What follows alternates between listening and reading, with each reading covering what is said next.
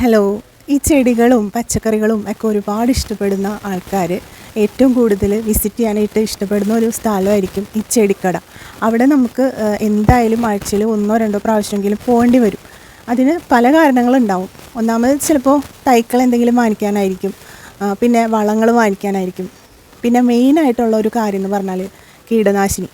അത് വാങ്ങിക്കാനാണ് ഏറ്റവും കൂടുതൽ നമ്മൾ പൈസ കളയുന്നത്.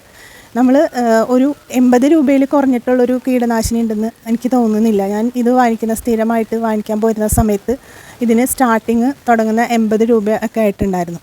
ഒരു നല്ലൊരു എഫക്റ്റീവായിട്ടുള്ള ഒരു കീടനാശിനി നമ്മൾ വാങ്ങിക്കുമ്പോൾ. അപ്പോൾ നമ്മൾ ഒരുപാട് പൈസ പല തരത്തിൽ നമ്മൾ ഇതിനു വേണ്ടി കളയുന്നുണ്ട്. നമുക്ക് അതിനോടുള്ളൊരു ഇഷ്ടം കൊണ്ടാണ് നമ്മളങ്ങനെ ചെയ്യുന്നത് കേട്ടോ.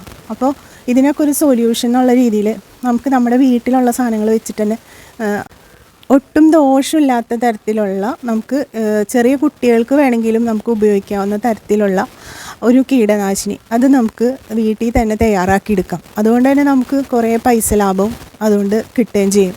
എൻ്റെ ചെടികളെ ഞാൻ നല്ല രീതിയിൽ നോക്കി വളർത്തി വലുതാക്കി വരുന്ന ഒരു സമയത്തായിരിക്കും ഒന്നില്ലെങ്കിൽ പുഴുക്കളോ അല്ലെങ്കിൽ വെള്ളീച്ച അതുപോലെയുള്ള പ്രാണികളൊക്കെ വന്നിട്ട് അതിനെ നശിപ്പിക്കണത്.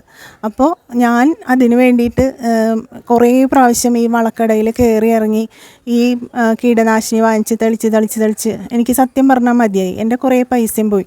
അപ്പോൾ ഞാൻ സ്വന്തമായിട്ട് ഇതെങ്ങനെ ഉണ്ടാക്കാമെന്ന് പലതരത്തിലും നോക്കിയിട്ടാണ് ഞാൻ ഇത് ഉണ്ടാക്കിയത്. പിന്നെ ഇത് ഉണ്ടാക്കി കഴിഞ്ഞപ്പോൾ എനിക്ക് അത് ശരിക്കും യൂസ്ഫുള്ളാണ്. പിന്നെ നമ്മുടെയൊക്കെ വീട്ടിലുള്ള മിക്ക ആൾക്കാരും വീട്ടിലുണ്ടാവും ഈ പറഞ്ഞ കാര്യങ്ങളൊക്കെ. അതുകൊണ്ട് സിമ്പിളായിട്ട് അത് ചെയ്യാനും പറ്റും.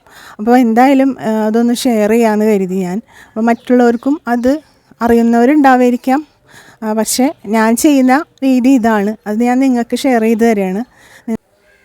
ഇതിന് വേണ്ട മെയിൻ ഇൻഗ്രീഡിയൻ്റ് എന്ന് പറഞ്ഞാൽ നമ്മുടെ ഈ ആര്യവേപ്പില്ലേ, അതാണ്. അപ്പോൾ നമ്മുടെ വീട്ടിലില്ല, അപ്പുറത്തെ വീട്ടിലുണ്ട്. അപ്പോൾ അതിൻ്റെ കൊമ്പ് മതിലിനോട് ചേർന്ന് ഇങ്ങനെ നിൽക്കുന്നുണ്ട്. അപ്പോൾ അതിൽ നിന്ന് ഒരു കൊമ്പ് ഞാൻ പറിച്ചെടുക്കുകയാണ്. ചിലപ്പോൾ എൻ്റെ വീഡിയോ കാണുമ്പോഴായിരിക്കും കാണുന്നത് ഞാൻ എൻ്റെ ഒരു കൊമ്പ് ഇങ്ങനെ പറിച്ചിട്ടുണ്ടെന്നുള്ളത്. എന്തായാലും ഞാൻ പറിക്കുന്നുണ്ട് കേട്ടോ. ആളൊന്നും പറയില്ല എന്നുള്ളൊരു വിശ്വാസത്തിൻ്റെ പുറത്താണ് ഞാനത് പറിക്കണത്. പ്രശ്നമൊന്നും ഉണ്ടാവാറില്ല. അപ്പോൾ ഇതിൽ നിന്ന് 2-3 കൊമ്പ് പറിച്ചെടുക്കണേ. അപ്പോൾ 1 ലിറ്റർ വെള്ളത്തിന് വേണ്ടിയിട്ടാണ് ഞാൻ ഇത്ര ഇല പറിച്ചെടുത്തിട്ടുള്ളത്. അപ്പോൾ ഈ ഇലയുടെ തണ്ടൊക്കെ മാറ്റിയെടുക്കാം. ആദ്യം തന്നെ തണ്ട് മാറ്റിയിട്ട് ഇല മാത്രമായിട്ട് എടുക്കുക. എന്നിട്ട് ഇത് നന്നായിട്ടൊന്ന് തിളപ്പിച്ചെടുക്കണം കേട്ടോ. അപ്പോൾ 1 ലിറ്റർ വെള്ളത്തിൽ ഈ ഇല നന്നായിട്ടൊന്ന് തിളപ്പിച്ചെടുക്കണം. തിളപ്പിച്ചെടുത്തതിന് ശേഷം നമുക്ക് ഇതിൽ ചേർക്കാനുള്ളതെന്ന് വെച്ചാൽ നമ്മൾ പാത്രം കഴുകാൻ ഉപയോഗിക്കുന്ന ലിക്വിഡ് ഉണ്ടല്ലോ, ആ ലിക്വിഡാണ്. അത് ഒരുപാടൊന്നും ചേർക്കരുത്. ഒരു ചെറിയ സ്പൂൺ എടുക്കുക, അതിൻ്റെ പകുതിയോളം മാത്രം ചേർക്കുക കേട്ടോ. അപ്പോൾ ഇതിൻ്റെ ഒരു എഫക്റ്റ് കൂടണം എന്നുണ്ടെങ്കിൽ നമുക്ക് ഇതിൻ്റെ ഇലയുടെ അളവ് കൂട്ടാം. പക്ഷേ എന്നാലും ഈ വാഷിംഗ് ലിക്വിഡ് ഉണ്ടല്ലോ, അത് വളരെ കുറച്ച് മാത്രം യൂസ് ചെയ്യാം. അങ്ങനെ ഇല നന്നായിട്ട് വെട്ടി തിളപ്പിച്ചെടുത്തിട്ടുണ്ട്. നന്നായിട്ട് തിളച്ചിട്ടുണ്ട് കേട്ടോ ഇത്. അതിനുശേഷം ഞാൻ ഓഫ് ചെയ്ത് വെച്ചൊക്കെയാണ്. തിളപ്പിച്ചെടുത്തതിന് ശേഷമേ നമുക്കത് വേറൊരു പാത്രത്തിലേക്ക് ഒഴിച്ചു കൊടുക്കാം.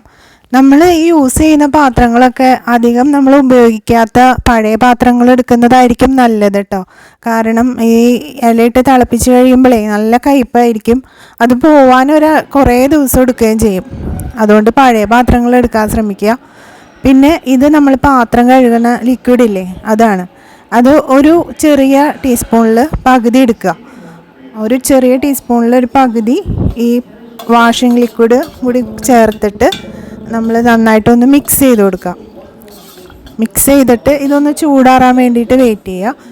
ഇതിൻ്റെ ഡോസ് നന്നായിട്ട് കൂട്ടണമെന്നുണ്ടെങ്കിൽ ഇതിൽ ചേർത്തിട്ടുള്ള ആര്യവേപ്പിൻ്റെ ഇലയുടെ അളവ് മാത്രം കൂട്ടുക.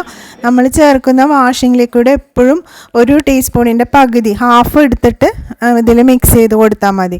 അതിൻ്റെ അളവ് 1 ലിറ്ററിന് അത്രയാണ്, അതിൽ കൂടുതൽ ചേർക്കണ്ട. അതിനുശേഷം തണുത്താറിയതിന് ശേഷം ഇതുപോലെ ചെടികളിലേക്ക് ഒന്ന് ഒഴിച്ചു കൊടുത്താൽ മാത്രം മതി കേട്ടോ. അപ്പോൾ വൈകുന്നേരങ്ങളിലോ അല്ലെങ്കിൽ രാവിലെ തന്നെ ഒഴിച്ചു കൊടുക്കുന്നതായിരിക്കും ഏറ്റവും നല്ലത്. ഇത് ശരിക്കും നിങ്ങളൊന്ന് ഇതുപോലെ ഒന്ന് ട്രൈ ചെയ്ത് നോക്കൂ. ശരിക്കും മനസ്സിലാവും ഇതിൻ്റെ റിസൾട്ട്. നമ്മുടെ അധികം പൈസ ചിലവില്ലാത്തൊരു സംഭവമാണ്. അപ്പോൾ ഇത് എല്ലാവരും ട്രൈ ചെയ്യാനാണ് ഞാൻ പറയുള്ളൂ. അപ്പോൾ നമുക്ക് ഇനി ഒരു പുതിയ വീഡിയോ ആയിട്ട് കാണാം.